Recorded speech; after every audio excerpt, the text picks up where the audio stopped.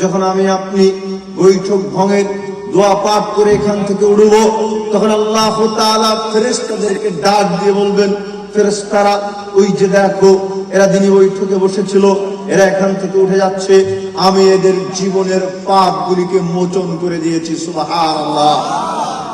এখানেই শেষ নয়, আল্লাহ তাআলা বলবেন এদের জীবনের পাপগুলিকে মোচন করে দিয়েছি। মোচন করে দিয়েই আল্লাহ তাআলা ক্ষান্ত হন নাই, বরং এর পরেও তিনি বলবেন ফেরেশতাদেরকে, আমি এদের আমলনামায় যত পাপ ছিল সমস্ত পাপগুলিকে নেকি দ্বারা পরিপূর্ণ করে দিয়েছি। সুবহানাল্লাহ। আসসালামু আলাইকুম ওয়া রাহমাতুল্লাহ।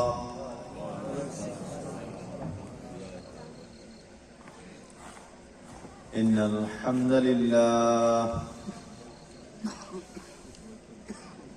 নাহমাদুহু ওয়া নাস্তাঈনুহু ওয়া নাস্তাগফিরুহু ওয়া নু'মিনু বিহি ওয়া নাতাওয়াক্কালু আলাইহি ওয়া না'উযু বিল্লাহি মিন শুরুরি আনফুসিনা ওয়া মিন সাইয়্যাতি আ'মালিনা। من يهده الله فهو المهتدي فلا مضل له ومن يضلل فلن تجد له وليا مرشدا. أما بعد فإن خير الحديث كتاب الله وخير الهدي هدي محمد صلى الله عليه وسلم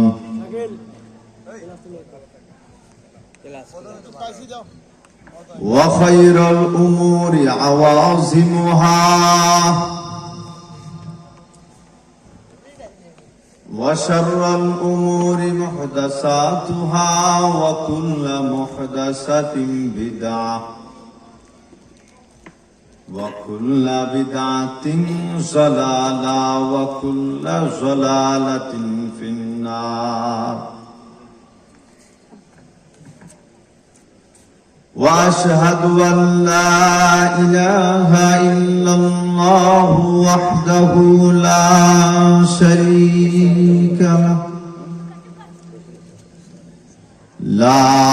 شريك له ولا جد له ولا ند له ولا مثال له في الخلق والملك والأمر ولا نظيرا. وأشهد أن سيدنا وسندنا وحبيبنا ونبينا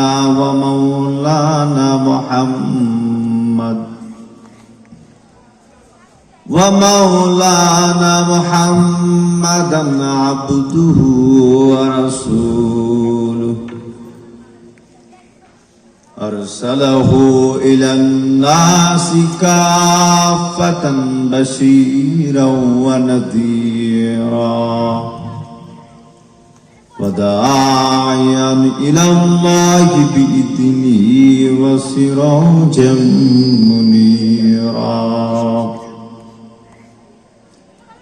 أما بعد فقد قال الله تبارك وتعالى في كلامه المجيد وفي فرقانه الحميد.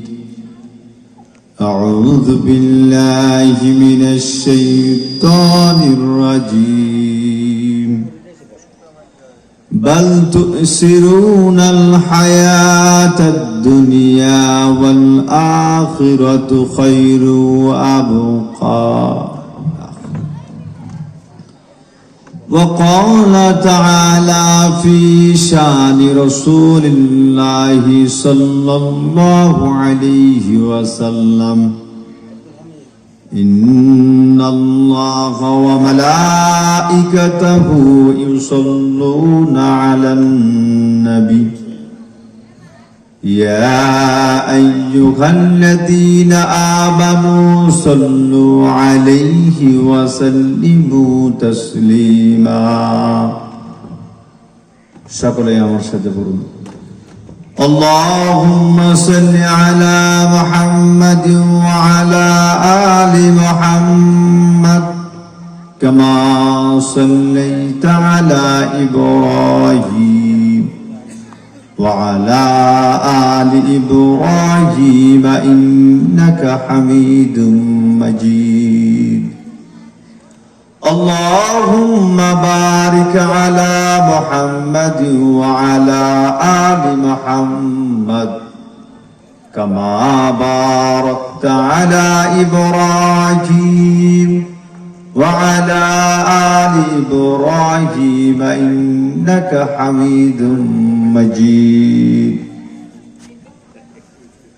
প্রশংসা যাবতীয় গুণগান মহিয়ান সে আল্লাহ রাব্বুল আলামিনের জন্য, যে আল্লাহ রাব্বুল আলামিন সমস্ত ত্যাগ তিতিক্ষাকে উপেক্ষা করে আবহাওয়াকে প্রতিকূলতার মধ্যে রেখে আজকের এই মহতি প্রোগ্রামে আমাদেরকে উপস্থিত হওয়ার তৌফিক ইনায়েত করেছেন।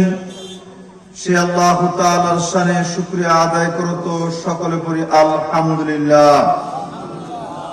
শতকরি দরুদ ও সালাম বর্ষিত হোক শেষ নবী আখিরি নবী বিশ্ব মানবতার মুক্তির দিশারি জনাবে মুহাম্মদ রাসূলুল্লাহ সাল্লাল্লাহু আলাইহি ওয়াসাল্লামের প্রতি।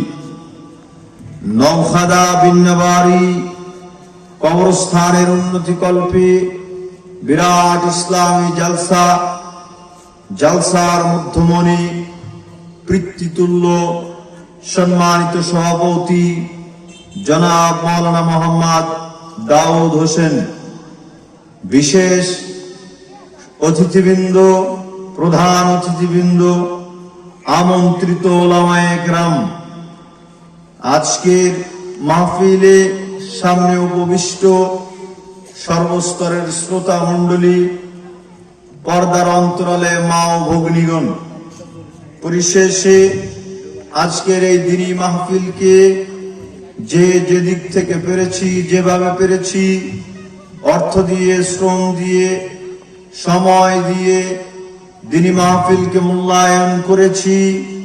আল্লাহ সুবহানাহু ওয়া তাআলা আজকের মাহফিলকে কেন্দ্র করে আমাদের সবাইকে হায়াতে তাইয়্যিবা, শেফায়ে কুল্লিয়া দান করুক, সকলেই বলি আমিন। সংক্ষিপ্ত সময়ে আজকের আলোচনার বিষয়বস্তু পৃথিবীর মিছে মায়া। আপনাকে অতীব নম্র ও ভদ্র হিসেবেই জানি, কিন্তু আপনার আচার আচরণে বোঝা যাচ্ছে আপনি মৃত মানুষের মতনই। আজকে কবরস্থান কেন্দ্রিক মাহফিল, আপনার পরিবর্তন আশা করি, কিন্তু আপনি যেভাবে চলাচল করছেন, রাত এখন একেবারে গভীর রাত, প্রায় 12টা, এই সময়ও আপনি বাহিরে অবস্থান করতেছেন, তা আপনার আর মৃত মানুষের মধ্যে পার্থক্য খুবই কমই বোঝা যায়। বলবেন মোহাম্মদ আলী, কথা কেমন যেন হয়ে গেল, মৃত মানুষ আর জীবিত মানুষ সমান হতে পারে কি করে? এখানে আজকের এই মাহফিলকে কেন্দ্র করে আমার থেকে ডেট নেওয়া হয়েছে প্রায় 15 থেকে 20 দিন পূর্বে, অর্থাৎ 15-20 দিন পূর্ব থেকেই আপনারা আলোচনা করেছেন যে আমাদের কবরস্থানকে কেন্দ্র করে মাহফিল করা দরকার। তাহলে সকলেই অবগত আছেন। এরপরে অত্র মাহফিলের জন্য বিজ্ঞাপন প্রচারণা করা হয়েছে, বিজ্ঞাপন ছাপানো হয়েছে অবশ্যই কয়েকদিন পূর্ব থেকে। এরপরেও যেভাবে পেরেছে মিডিয়ার মাধ্যমে, সাউন্ড সিস্টেমের মাধ্যমে আপনাদের নিকটে দাওয়াত প্রচার করিয়েছে। কি দাওয়াত দিয়েছে? অমুক দিন অমুক তারিখে আপনারা জমায়েত হবেন, এখানে কোরআন এবং সহিহ হাদিসের কথা হবে, নিজের ঈমান এবং আমলকে মজবুত করতে হবে, কিছু দান করতে হবে, সাদকা করতে হবে, পরকালীন মুক্তির পাথেয়কে জোগাড় করে নিতে হবে। তাহলে এত দাওয়াত দেওয়ার পরেও যারা উপস্থিত হয়নি, আমাকে বুঝান এই বিন্নাবাড়ি কবরস্থানে যারা শোয়াইত আছে তাদের আর এদের মধ্যে পার্থক্য কোথায়? যদি কবরস্থানে 7টা 10টা মাইক লাগিয়ে 10 দিন 15 দিন পূর্বে থেকে একেবারে বারবার যদি দাওয়াত দেওয়া হতো যে কবরস্থানে যারা শোয়াইতে আছো তোমাদেরকে দাওয়াত দেওয়া হলো, এত তারিখ অমুক স্থান অমুক জায়গা কবরস্থানে যারা শোয়াইতে আছো তোমরা আসবে, তোমাদেরকে গরুর গোশত দিয়ে খেতে দেওয়া হবে, একটু আলোচনা শুনিও, কিছু দান সাদকা করিও, আবার কবরের স্থানে গিয়ে শোয়াইত হয়ে যেও, তাহলে কেউ কি আসবে? কেউ কি আসবে? একজনও আসবে না। তো কোরআন এবং সেই হাদিসের পথে যাদেরকে এত ডাকা হয়, এত ডাকার পরেও যারা উপস্থিত হয় না, আমরা বলে দিতে চাই স্পষ্ট ভাবে, মৃত মানুষ আর এদের মধ্যে কোনো পার্থক্য নাই। চিল্লায় বলেন ঠিক না বেড়ে? উদাত্ত আহ্বান জানাচ্ছি, মূর্খতার পরিচয় না দিয়ে অতি দ্রুত এই রাহমানিয়া সামিয়ারার নিচে এসে বসে যাওয়ার চেষ্টা করুন। কথা এদিকেই বললে লম্বা হয়ে যায়। অত্র জায়গাতে আশেপাশে যত জায়গা রয়েছে সমস্ত জায়গার মধ্যে সবচেয়ে উত্তম জায়গা হচ্ছে আমরা যেই জায়গাতে এখন বর্তমানে অবস্থান করছি, যেই জায়গাতে কোরআন তেলাওয়াত হয়, কোরআনের শিক্ষা হয়, আল্লাহর নামকে উচ্চারণ করা হয়, কোরআন মাজিদের শিক্ষা হয়, এই জায়গা সবচেয়ে উত্তম জায়গা। এই জায়গাতে আল্লাহর পক্ষ থেকে রহমত বর্ষিত হতে থাকে। সুবহানাল্লাহ বলবেন না? আরেকটু আসতে বলেন। এই জায়গাতে আল্লাহর পক্ষ থেকে রহমত বর্ষিত হয়। শুধু এখানেই শেষ নয়, ফেরেশতারা তাদের ডানা দিয়ে সেই জায়গাকে পরিবেষ্টিত করে রাখে। শুধু এখানেই শেষ নয়, লম্বা লম্বা ফজিলত, লম্বা লম্বা হাদিস রয়েছে ফজিলতের।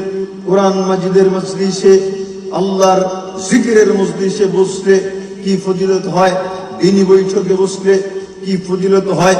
শেষ অংশের একটা ফজিলত বলছি, যখন আমি আপনি বৈঠক ভঙ্গের দোয়া পাঠ করে এখান থেকে উঠব, যখন আমি আপনি বৈঠক ভঙ্গের দোয়া পাঠ করে এখান থেকে উঠব, তখন আল্লাহ তাআলা ফেরেশতাদেরকে ডাক দিয়ে বলবেন, ফেরেশতারা ওই যে দেখো এরা দিনী বৈঠকে বসেছিল, এরা এখান থেকে উঠে যাচ্ছে, আমি এদের জীবনের পাপগুলিকে মোচন করে দিয়েছি। সুবহানাল্লাহ।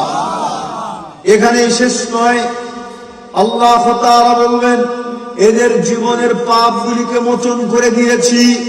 মোচন করে দিয়েই আল্লাহ তাআলা ক্ষান্ত হন নাই, বরং এর পরেও তিনি বলবেন ফেরেশতাদেরকে, আমি এদের আমলনামায় যত পাপ ছিল সমস্ত পাপগুলিকে নেকি দ্বারা পরিপূর্ণ করে দিয়েছি। সুবহানাল্লাহ।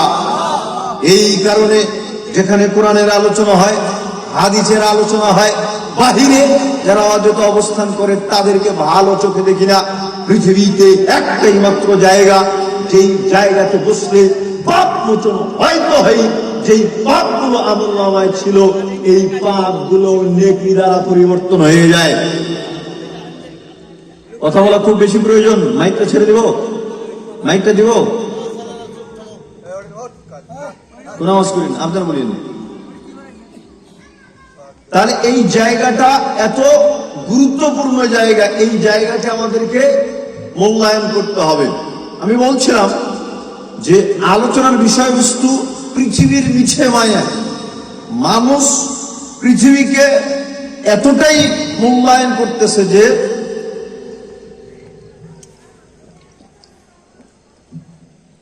পরকালীন জীবনকে ভুলে গিয়েছে, অথচ পরকালীন জীবনই চিরস্থায়ী, পরকালীন জীবনই উত্তম জীবন।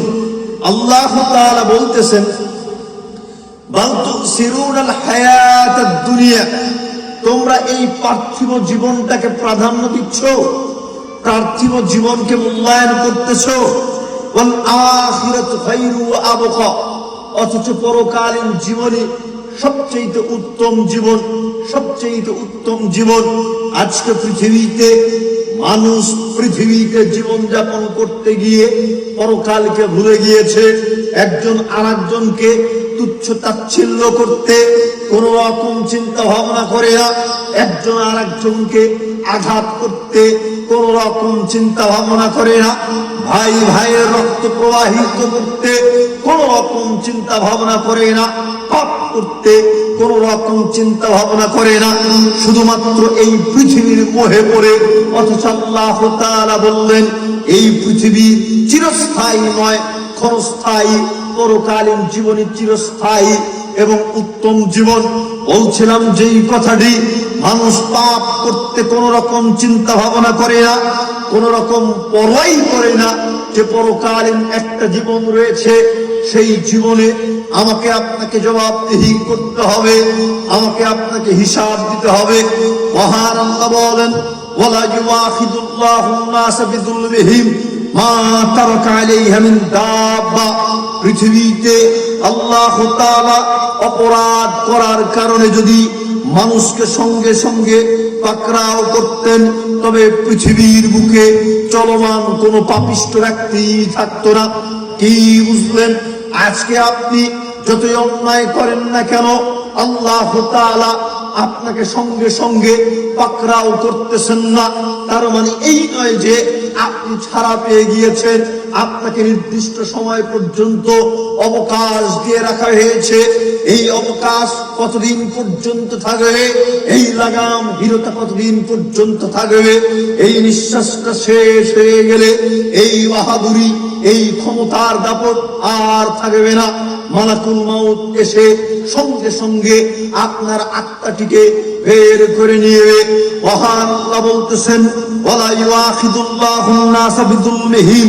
যদি অপরাধের কারণে আল্লাহ তাআলা সঙ্গে সঙ্গে পাপিষ্ঠ ব্যক্তির আত্মাটিকে বের করে নিতেন, তবে ভূপৃষ্ঠে চলমান কোন মানুষই থাকতো না। ওয়ালাকিন ইউআখিরুহুম ইলা আজালিন মুসাম্মা। প্রত্যেকটা সম্প্রদায়কে একটা নির্দিষ্ট গণ্ডি পর্যন্ত আল্লাহ তাআলা অবকাশ দিয়ে রেখেছেন। ফাইদা জাআ আজালুহুম, যখন সেই নির্দিষ্ট সময়টা ফুরিয়ে যায়, লা ইস্তাখিরুনা সাআতাও ওয়া লা ইস্তাকদিমুন, তখন এক মুহূর্ত বিলম্বিত করা হবে না, একটুও আগপিছ করা হবে না। হায় হায় হায়, পরিস্থিতি কি! পরিস্থিতি কত কঠিন, পরিস্থিতি কত ভয়ঙ্কর। এই শক্ত, এই শক্তিমান দেহের সেই দিন কোনো কাজ থাকবে না, সেই দিন কোনো পাওয়ার থাকবে না, সেই দিন কোনো ক্ষমতা থাকবে না। মহান আল্লাহ বলেন কুল্লু নাফসিন যায়িকাতুল মাউত। প্রত্যেকটা প্রাণীকেই মৃত্যুর স্বাদ গ্রহণ করতে হবে। দেখেন আজকে আপনি যতই পরকালকে ভুলে গিয়ে, আল্লাহকে ভুলে গিয়ে প্রগতির চোখে ভাসমান হয়ে জীবন যাপন করেন না কেন, আপনাকে তো মৃত্যুর স্বাদ গ্রহণ করতেই হবে। আর শুধুমাত্র মৃত্যুবরণ করলে তো কোনো কথাই ছিল না, হিসাবটাই চুকে যেত, কোনো বালাই থাকতো না। কিন্তু আশ্চর্যজনক বিষয় হচ্ছে, আপনার ভয়ঙ্কর পরিস্থিতি তো অপেক্ষা করছে। মৃত্যুকালীন সময় থেকেই পৃথিবীটা ক্ষণস্থায়ী, কিন্তু পরকালীন জীবন ক্ষণস্থায়ী নয়। পরকালীন জীবন হচ্ছে অনন্তকাল জীবন। অনন্তকাল জীবন যার শুরু আছে কিন্তু কোনো শেষ নেই, যার শুরু আছে কিন্তু কোনো শেষ নেই।